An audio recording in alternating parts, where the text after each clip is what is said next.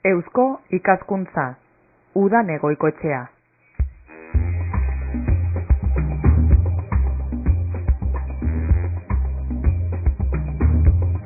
Hilabeteko lehenengo eguaztenetan, azkenengo eguaztenetan hementxe izaten gara beti Eusko ikaskuntzari esker. Eta gaurkoan bezak gitxiago izango. Hilabeteko eta urteko azkenengo eguaztena da hau.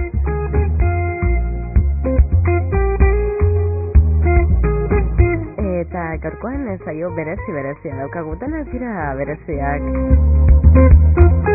Baina gaurkoan musika apur bat ekarri gura dugu gure artera. Eta horretarako ere bilera jo dugu bertatik arduraduna Jon Baguez gomidatu dugu geurera. Ondo etorri Jon? Ondo izan zu ere, zer moduz? Oso ondo eta zeuek zelan zaria? Hemen, lan eta lan. Lan eta lan. Beti bezala. Urtea ondo amaitzeko eta hobeto azteko, ez da Jon? Hori da. Kasu honetan musika egingo dugu berba, eta Rodrigo de Santiago ekarri gogora, ez da Barakaldoko musikariaren jaiotzaren mende urrena ospatu egin behar dalako. Rodrigo de Santiago behar bada igual Euskal Herriko musikazale etzaile oso ezaguna izango, eta arrazoi berezi bat badago, bera Barakaldon jaiozan, orain dela 100 urte, baino ia bere lan guztia Euskal Herritik kanpo egin zuen. Egia da bere ikasketak Bilbon egin zituela, eta hasieran banda zuzendaritza plaza bat lortu zuela Mungian, gerra aurretik, justo 1931 urtetik, 36ra, baina gero bere lan guztia Euskal Herritik kanpo. Eta behar bada horrek nolabait bultzatu du bere izena hain ezaguna ez izatea euskal musikarien artean, ez? Danok buruan ditugu Aita Donostia edo Usandizaga edo Guririren izenak, baina Rodrigo de Santiago ez hain ezaguna eta gu guzen dugu ezagunago izan beharko lukeela. Musikari bezala maila importanteko musikaria bai da, eta ez horregatik bakarrik baizik eta baita ere euskal musikarako zenbait lan importante egin zituelako. Lan importanteak 1907, 1985 orbitarte horretan ez da, zeintzu dira lan horre, Jon? Begira, berak lan bezala berak lan egin zuen batez ere banda zuzendari bezala, baino kuriosoa da, adibidez, txistuarekin zerikusi handia daukala Rodrigo de Santiagok. Naiz eta A Coruñako bandaren zuzendaria izan 20 urteetan eta gero Madrileko bandaren zuzendaria, bai A Coruñan eta Madrilen txisturako musika asko eta ederra idatzi zuen. Beraz, Euskal Herritik etxogein hain urrun Rodrigo de Santiago. Euskal Herritik ur eta hurbiltasun hori azpimarratzeko Eusko ikaskuntzako musika zailak eta Barakaldoko udalak omenaldia edo berbaldi kontzertua. Bai, hori da. Nolabait hori gogoratzeagatik berak egindako lanak, berak nolabait burutu zituen musikak jakiteko zeintzuk diren eta nolakoak diren, horretarako Eusko ikaskuntzak antolatu du bihar bertan, arratsaldean Barakaldon bi ekintza mota, bi zati da eukiko ditu nolabait jardunaldi honek. Lehenengo zatian, 6:30 hasiko dana, hitzaldi bat izango da, Ana Kalbok ikertu du, bera A Coruñan bizi da, eta A Coruñan gorde izan da, orain dela oso gutxi arte, Rodrigo de Santiagoren musikalana. Orain justo momentu honetan eresbilera etorri da, orain dela hilabete gutxi, onera etorri da eresbilera. Baina orain eresbilera etorri baino lehen, A Coruñan zegoenez, Ana Kalbok ikertu du bere fondo guztian, ze partiturak zeuzkan, zer idatzi zuen Rodrigo de Santiago, eta guzti horrekin Rodrigo Santiagoren irudipen eta biografio bat eskainiko digu Ana Kalbok. Hori Zeitzarritan izango da, eta 8etan bigarren zatia ekitaldiaren bigarren zatia izango da kontzertu bat, eta kontzertu horretan txistuko musikak entzungo ditugu, hiru musika bandaren eskutik edo hotxetetik. Lehenengo banda izango da Berzistu, txistu banda taldea, bigarren banda izango da Santurtziko udal txistu banda, eta hirugarrena Barakaldoko txistu banda. Horize ekitaldia, dana dela gogoratuko dugu, ekitaldi hau orain eginarren, kasu honetan bihar urte guztian be ez tozuela ahazten Rodrigo de Santiago, ezta? Hori da. Musikasten, musikaste da Errenterian Eresbil artxiboak antolatzen duen musikaste bat, gogoratu genuen joan dan maiatzean, gogoratu genuen Rodrigo de Santiagoren bizitza eta lana. Eta gogoratu genuen gainera, hain zuzen, Ana Kalbok emandako hitzaldi batekin hasi genuen, gero txistu kontzertu bat izan zen, bandako kontzertu bat ere berak bandarako idatzizko zenbait partiturekin, eta gero koro egunean entzun izan genituen zenbait pieza, gero egun berezi bat izan zen baita ere Berzistu txistu bandaren eskutik berak egindako zenbait obrekin, eta obre horien artean nik azpimarratuko nuke estrenaldi nagusi bat izan zala. Nocturno y final izeneko obra lehenengo aldiz entzun baizen gure artean, ezta? Eta gero azkeneko kontzertuan, musikasteren azkeneko kontzertu sinfonikoan, bere sinfoniko obra bat entzun izan genuen, hain zuzen bere Euskal Sinfonia. Eta Jon Eresbilek bere jarraipena egiteaz ganera lan gehiago egiten dau edo dozue. Lagundu iguzu apur bat Eresbil ezagutzen? Begira, Eresbil hasieran, sortu zen 1974 urtean, Errenterian, hasi zen batez ere euskal musikarien lanak jasotzeko, gureganatzeko, ezgaltzeko, eta nolabait gero lan guzti horiek berriz ere gizarteari bueltatzeko eta edatzeko, ezta. Eta hasieran esan bezala hasi ginen partitura, gordetzen ziren partiturak pixkanaka biltzen, eta denborekin konturatu ginen zenbait musikarien etxeetan bere fondo guztia zegoela. Eta pixkanaka zenbait musikarien fondoak, bildumak, liburutegiak ekartzen hasi ginen, eta horrekin esango nuke momentu honetan zenbait musikari importantien obrak hemen ditugula. Obra guzti horiekin gero Eresbil saiatzen da ez bakarrik sailkatzen eta nolabait antolatzen, ordenatzen eta gordetzen, baizik eta gero pixkanaka azten gera edizioen bitartez partitura musika horien edapena nolabait kaleratzen.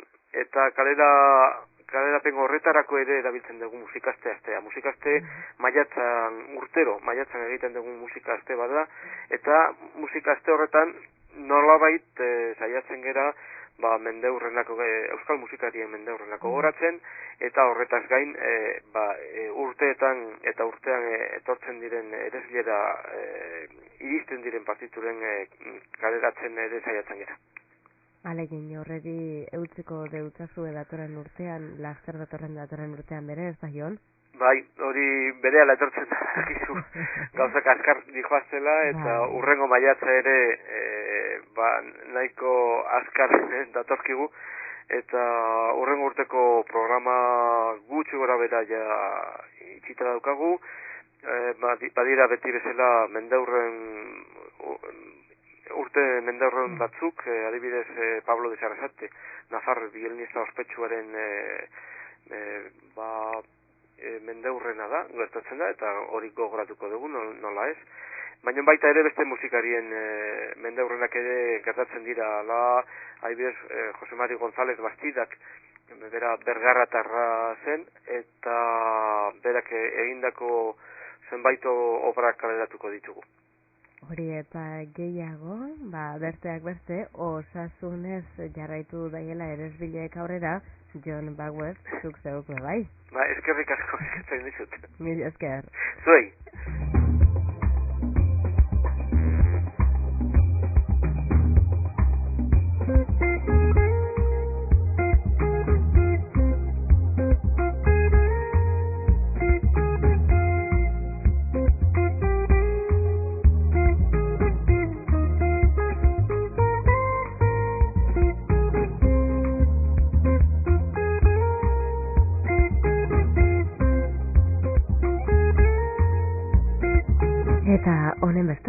biharko ekitaldia aitatu dugu. Rodrigo de Santiago Barakaldoko musikariaren jaiotzaren mende urrena ospatzeko ekitaldia. Eta orain aurrera baino atzera begiratuko dugu. Geure saioan makinatxu bat kontu, kantu jorratu ditugu eusko ikaskuntzari esker. Eta urteari errepasoa. Asti Teknalia, zentro teknologikoa, itsas ikerketan eta elikagaien ikerketan aditua da. Eta bertatik, Ainize Uriarte, Ainize eguerdion, ondo etorri? Eguerdion, seguride. Bueno, batetik Bilboko itsasadarra da, ahotan hartuko duguna, baina nik uste dut apur bat kokatzeko labur-labur zera aitatu beharko geunkela, Asti Teknalia zer dan, ez da? Bueno, Asti Teknalian itsas ikerketa sail bat daukagu, eta bertan, itsasoko arrantzari buruzko gaietaz aparte, ingurunearen azterketak egiten dugu, ez? Da horretan, sartuko genduke, Bilboko itsasarraren azterketa edo ikustea zelan dagoen, ez? Leia Defensarako Euskal Auzitegiko lehendakari ordea gonbidatu dugu gaurko honetan geurera. Hementxe aurrez aurre Bizkaia Irratiko estudioetan Javier Berazategi. Javier, ondo etorri. Eskerrik asko. Zelan zagoz? Ondo. Esan behar. Hori da. Bueno, kontua da, Euskaldunak eta Europa dugula gai nagusi. Zuk zeuk bidaiatu duzu, atzerrian masterra egin duzu, eta gaur egun Leia Defensarako Euskal Auzitegiko lehendakari ordezara. Baina nik uste dut gaur eguneko kontuetatik barik, aurreko kontuetatik hasi beharko geunkela. Ez da denporan atzera egin beharko geunkela. Zezuk zeuk esan dugunez atzerrian badaukazu esperientziari. Konta iguzu, zein dan esperientzia hori?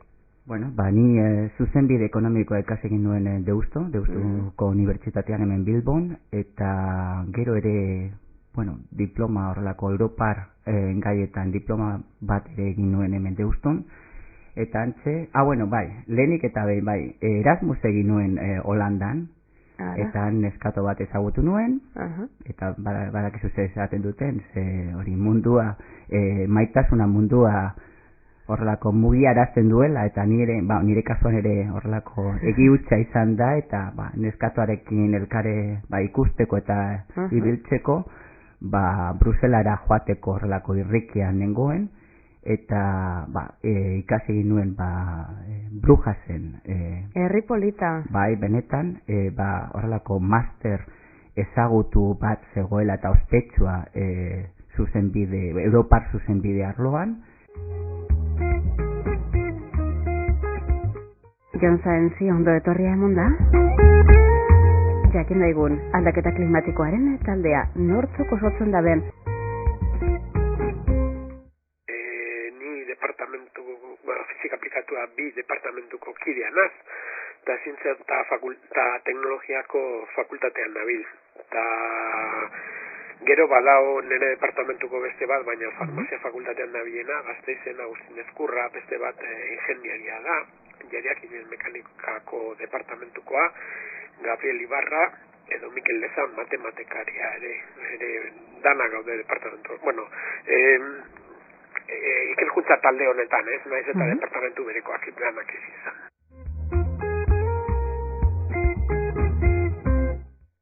Ainara Arranz, ondo etorri. Hola, egunon. Bestetik Ainara Asensio, beste Ainara. Kaixo. Eta gazte bi, be etorri dira onaino, bidaiatu egin dabe, uste tranbian be etorri direla ona heltzeko, eta Gorka Perez. Kaixo. Zelan zagoz Gorka ondo? Bai. Eta Ziortza Janobe, Ziortza eguardion. Kaixo. Han venido las carnes, tolendas, señoras, mujeres, ¿qué es lo que se estila? Que los niños que van a la escuela recojan forrajes para sus comidas. Si no saben lo que son forrajes, se lo explicaremos con gran armonía. Longanizas, chorizos y huevos y otras buenas cosas que en la casa había. Caminamos para Francia, de Francia para Toledo. Nos salieron 100 ladrones, nos robaron el dinero. Con lo poco que nos dejaron, compramos un gallo negro. Este gallo tiene una tacha que se nos viene muriendo. A la vista el cirujano y también el señor barbero, que nos dicen que no es nada y el gallo se está muriendo. Capitán general del ejército bizarro, que nos den un pasaporte para estos pobres soldados que vienen de lejas tierras a corregir a este gallo. Este gallo es Pinto Rojo es muy galán. Le hemos de cortar la cresta y se la hemos de regalar a la gente de este pueblo por querernos escuchar. ¡Riau! Zetan dira euskal nortasuna eta euskal kultura 21. mendearen hasiera honetan. Zer eta zelangoa da euskal nortasuna herritarren eretziz? Zein edukin edo kontzeptu lotzen ditugu euskal kulturagaz? Euskal Herriko biztanleek zenbateraino identifikatzen dabe euren burua nortasun eta kultura horregaz? Galderak. Galdera bat, galdera bi, 3 galdera. Era horretako hainbat galderatatik abiatu zen ikerketa hau egiteko asmoa. Esku artean daukagu ikerketea, euskal nortasuna eta kultura 21. mendearen hasieran. Helburua, Euskal Herriko biztanleek euskal nortasunari eta kulturari buruz dituen percepzio, eretzi eta jarrerak aztertzea izan zen. Gaiaren inguruan egindako lehenengo hurbilpena da, baina alderdi batzuk sakontasunez eta ikuspuntu desberdinetatik aztertu dira. Beraz, errealitatearen isla osatu antzekoa dela, esaten dabe ikertzaileek eskaintzen dabena. Ikerketa eremua Euskal Herri osoa izan da. Araba, Bizkaia, Gipuzkoa, Nafarroa, Lapurdi, Nafarroa bera eta Zuberoako lurraldea. Talde hau zabala izatearen arrazoia begibistakoa da, ezta? Kontuan hartu nahi genuen eremua zen Euskal Herri osokoa eta horregatik lurralde bakoitzeko ordezkariak eta parte hartzaileak beharrezkoak ziren. Eta bestetik ikuspuntu metodologikotik hurbilpen kuantitatiboa zein kualitatiboa erabili izan dira, eta baita internet mailan arakatu ditugun euskal kulturari buruz zeunden hainbat aipamen. Horregatik lantalde zabala eta asmoa zabala ere. Museorik museo ibilteko aukera daukagu, museoen ateak zabal-zabalek, Amaia Basterretxea, Euskal Museoko zuzendaria. Amaia, ondo etorri? Eskerrik asko, egunon bai. Ondo txuan, Javier Barrio, Enkarterrietako museoko zuzendaria. Javier, egunon? Egunon. Zelan zagoz? Bueno, honen gaude, a ber. Prest, elkarrizketari ekiteko. Bai, hori. 3. gonbidatu bat beba daukagu, Iratxe Momoitio da Gernikako Bakearen museoko zuzendaria. Iratxe, hor zagoz? Bai, egunon. Egunon eta ondo etorri zeuri bere. Legea. Onartu zen museoen legea? Bai. Abenduan onartu zen, bai. Hori da. Bai, eta teorikoki ja martxan dau, eta hori binote bintzet. Baina, ez dut uste askorik igertu dugule, ez? No, guk ez. Askorik ez. Momentu ez. Estratigrafia eta paleontologia zaileko irakaslea Euskal Herriko Unibertsitatean. Zientzia eta teknologia zailean, Estibaliz Apellaniz da, geure gaurko gonbidatua. Bai, ondo esan duzunez, ni estratigrafia eta paleontologia zailean nago. Eta hori, igual horrela esan da, ez dira hain izen ezagunak, baina igual jendeak hobeto ezagutzen du geologo hitza, ezta? Geologoak gara, zientzilari batzuk, azken finean historiagilea garela. Pasa que gure interesgunea da gizaren historia baino lur planetaren historia ber eraikitzea. Orain jakin badakigu lurrak berak ibilbide luzea izan duela eratu zenetik, oin duela gutxi gora bera 4.600 milioi urte direla gaur egunera arte, Eta orduan, nolabait trebatzen irakurketa berezi batzuetan, guk ere, historiagile, giza historia berregin edo estrukturatu nahi duten bezala guk lur planetaren historia nahi dugu berreraiki. Hori da, gure helburua. Eta orduan, geologoen artean, helburu ez, edo jakintxarloen araberan, interesguneak aparte ditugula, ezta? Hain zuzen nire departamentokoak eta nire ikerkuntza taldeak, dira, harri mota konkreto batzuk, harri sedimentarioak ditzen direnak, eta harri sedimentario horietan, nola, beste edozen gauzen artean, mineralak eta barreta bat, fosilak ere askotan agertzen direla, hor ere, gaude, harri eta zigatzen direnak batez ere, estratigrafoak direnak, eta gero beste batzuk fosilei edo begiratzen diegunak, paleontologoak hain zuzen. Guk berez, hemen Euskal Herriko Unibertsitatean ikerkuntza taldeak antolatuta daude, ezberdinak izan daitezke, askoz batzuk populosoa dira, gure hain zuzen 7 pertsonako osatzen dugu.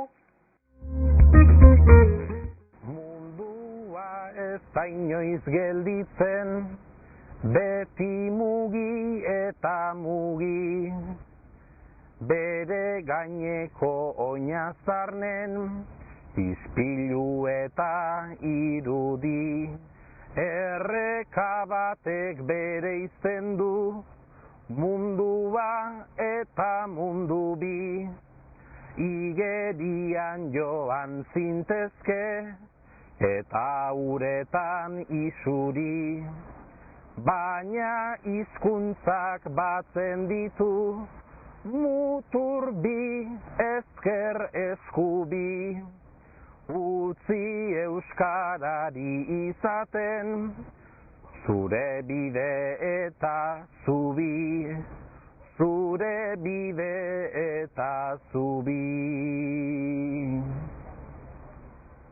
Bertzotan, Xabier Paia geure artean da, ondo etorri. Zelan gabiz. Edartuta zeu. Ondo bebai. Ondo, eta Euskaren nazio arteko egunerako prest ez da, Xabier? Hori da, ospakizun politi izeten da, gauza pilo bat egiten da egun horretan Euskaran ganean, eta hortarako beti prest. Getxotik mundura kasu honetan, Bizkaiko 2000ko txapelduna, itzultzailea, bikoizlaria, ikerlari eta irakasle lanetan dabilen orain, Xabierrek ez da ia aurkezpenik behar, baina bai merezi, ezta? Esandakoa, Xabier, Euskararen nazioarteko egunagaz bat eginda zatoz, eta entzun dugu, zeure lehenengo bertsoa bi osatu josi dozuz, eta hemen makinatxu bat gai, Euskara eta immigrazioa eskutik datoz kasu honetan. Hori da, ez da hau berez neure ekimena izan, Eusko ikaskuntzak bultzatu eban lez, 5 bertsolari gazte berba egin eban, 5 bertsolari gazte gure bezan, Euskaran nazioarteko egunerako, eurek erabakitako gai batzuen ganean, hori, bertsoak jartzeko edo bertsoak kantetako horrek grabeu, eta horregaz bideo bat egiteko, eta orduan 5 gai egon zidan maiganean, eta neuri egokitu jatan euskera eta inmigrazioan ganeko bertso parea osatzea, eta, holantzik egin eban, ganera egokitu jaten bertsoan, irratian hori ez da ikusten bideoan ostera bertsoak hori Portugalet eta Getxo arteko Bizkaiko zubian kantene bazan.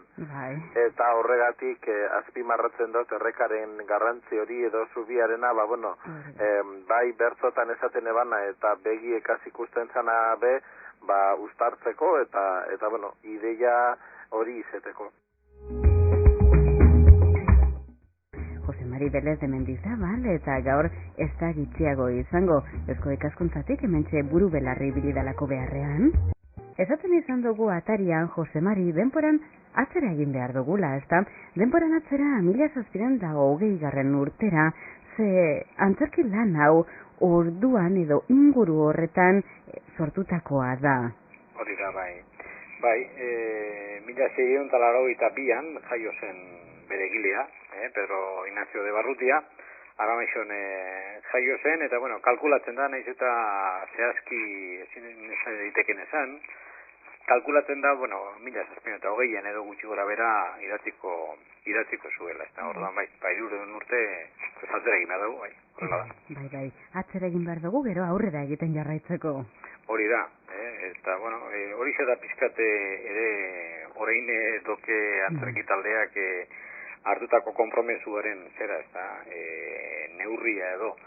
Izan ere, obra hau antzestu izateko atzera egin behar izan du, baina egileak berak, Barrutiak berak bere egunien egin zuen moduan, berak sekulako modernitatea eman zion obrari, orduko teknikarik aurrerako jenak erabili zituen. Eta gaur egun ere, toki antzerki taldeak hori egin nahi izan du, pizkate egokitu gaurko erara, gaurko estilora, gaurko bizimodura, eta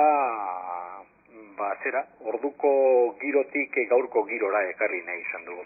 Bai, Pedro Ignacio Barrutia aitatu dugu hemen, bera ibili izan antzerki obra honetan, doke antzerki taldea apur bat ezagutu gurako geunke Jose Mari Zuzeu, hemen bere bazabiltz, lagunduko dezkuzu?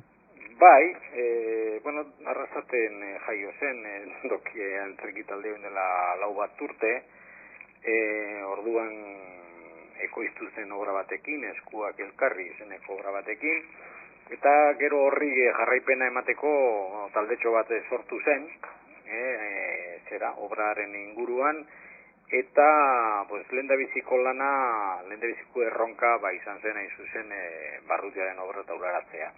Barrutiaren obra nitakitalarik behintzat